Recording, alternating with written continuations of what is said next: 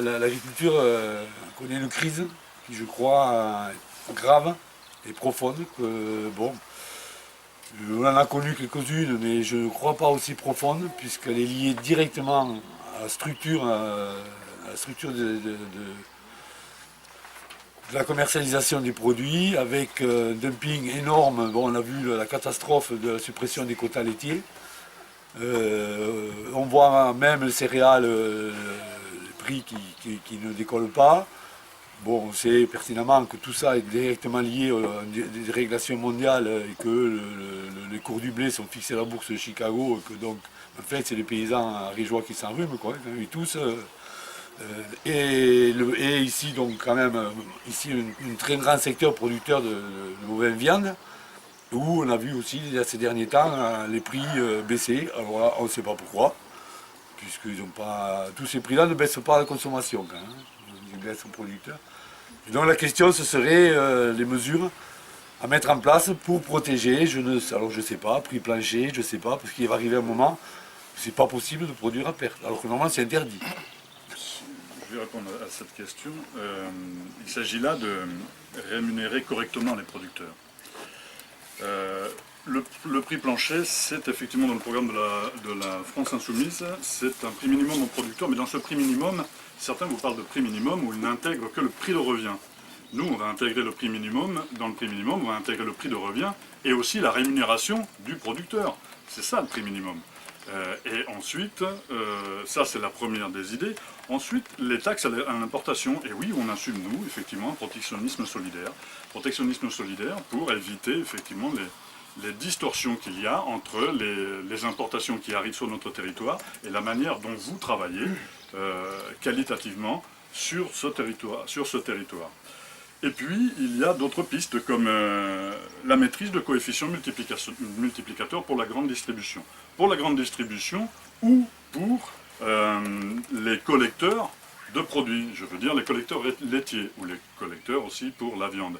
Donc j'ai appris, tu me l'as dit, que maintenant on vous payait en kilos de viande et plus en bêtes. Des kilos. Voilà, vous avez des kilos de... Alors, et de l'autre côté, sur les semences, ils ont aussi des packs de semences. Et ils n'ont plus des kilos de semences. En fait, on essaye de diviser au maximum pour essayer de... Plus la chose est petite à vendre, et plus elle est multipliée, plus on augmente les marges parce qu'elle est plus rentable. Voilà. Alors, ensuite, il y a une règle nationale pour votre rémunération. Eh bien, votre rémunération, nous indiquons que pour vous, comme pour les artisans et comme pour les commerçants, qui, s'ils le souhaitent, pourront sortir du RSI, c'est de vous ramener dans le système de rémunération nationale, avec du travail, le système de rémunération nationale du travail, avec un salaire et des cotisations. Alors vous ne serez pas tous fonctionnaires, vous aurez effectivement votre chiffre d'affaires, au lieu de passer par des cotisations MSA, où vous commencez par être banquier de la MSA, puis vous travaillez. Là, vous aurez effectivement des cotisations qui seront comme les salariés de toute société, qui tomberont par mois ou par échéance, qu'on définira à ce moment-là. Et puis, derrière ça, il faut organiser, il faut donc lutter contre l'ultralibéralisme et l'ultracapitalisme. Il faut donc s'organiser. Il faut des réseaux de coopératives de producteurs, c'est sûr, mais aussi de consommateurs. Et cela les mettre en lien. C'est-à-dire que vous soyez, et donc installer des circuits courts. Pour nous, c'est exactement ce que tu disais Alain, c'est privilégier une agriculture effectivement écologique, mais aussi familiale. Et dans cette agriculture écologique, de toute manière, par exemple, les pesticides dangereux sont interdits, les OGM, des choses comme ça. Et ensuite, pour revenir à la rémunération des producteurs et de l'activité, il faut un financement par un pôle public bancaire. Et donc ce pôle public bancaire, il faut effectivement qu'il joue son rôle, et qu'il ne soit pas seulement là fait pour juste cofacer les choses. Cofacer les choses, ça veut dire qu'il se porte garant de l'exportation de certains exportateurs français, que ce soit dans l'industrie ou quoi, mais dans l'agriculture aussi. Et donc pour ça, il faut un pôle bancaire public qui vous aide à investir, mais véritablement, et qui sert qu'à ça. C'est-à-dire qu'il aura interdiction de rentrer sur des marchés spéculatifs notamment. Et enfin, la dernière des choses, c'est de soutenir, parce qu'il vous faut une relève, il faut soutenir l'installation de jeunes agriculteurs.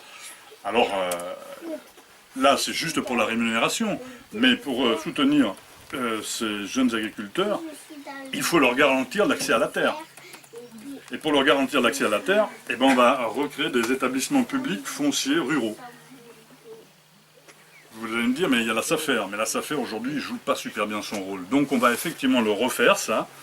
Et donc, en fait, dans ces établissements publics, il va y avoir une mise sous conditions strictes des surfaces maximales par actif agricole.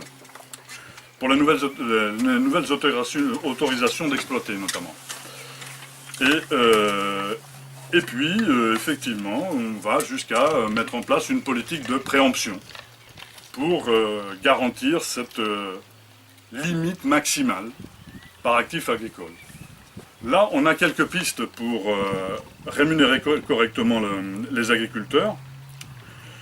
Et puis l'agriculteur, comme tu l'as dit, il faut qu'il vive sur son territoire. Pour ça, quand il n'est plus agriculteur, tu es retraité, il faut revaloriser les retraites agricoles, au minimum au SMIC. Et puis s'occuper véritablement des retraites des conjointes ou des conjoints d'agriculteurs. Il faut de toute manière, et tu l'as dit, préserver les services publics. Un endroit est accueillant s'il a une école et d'autres services publics. Donc là, c'est un autre volet, mais nous sommes effectivement défenseurs de l'école au village. Et pour la Poste, tu as parlé de la Poste, on continue à se battre contre la casse de ce service public, puisque la Poste est devenue une banque postale, donc c'est plus un service public, mais un service au public. Mais les élus, qu'ils soient ariégeois ou régionaux, ont signé des protocoles d'accord avec les directions régionales de la Poste qui leur permettent de démanteler toutes les agences postales publiques et de les privatiser. Et c'est pour ça que vous trouvez des postes en mairie et vous trouvez des postes dans des épiceries. Hein. Voilà. Et pour la précarité effectivement du monde agricole, il faut améliorer de toute manière le statut des salariés agricoles et le dispositif d'exploitation, de transmission des exploitations. Ça, ce sont quelques pistes pour rémunérer les producteurs agricoles à des justes prix. Nous, ce qu'on voit là aujourd'hui, c'est que ce monde agricole, il est victime d'un modèle dominant et qu'il n'a pas forcément choisi.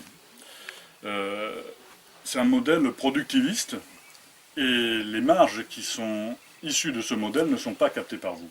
Elles sont captées par la grande distribution ou les collecteurs de produits. Et au-delà de ça, on peut maintenant voir depuis maintenant une bonne vingtaine d'années une financiarisation de l'agriculture, c'est-à-dire que ce sont des sociétés et même des fonds de pension qui sont devenus agriculteurs, donc en plus qui captent les subventions.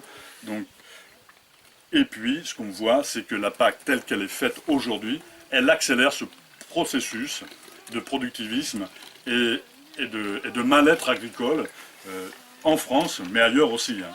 Donc la concentration, les hyperconcentrations, les choses comme ça, effectivement nous sommes contre les fermes-usines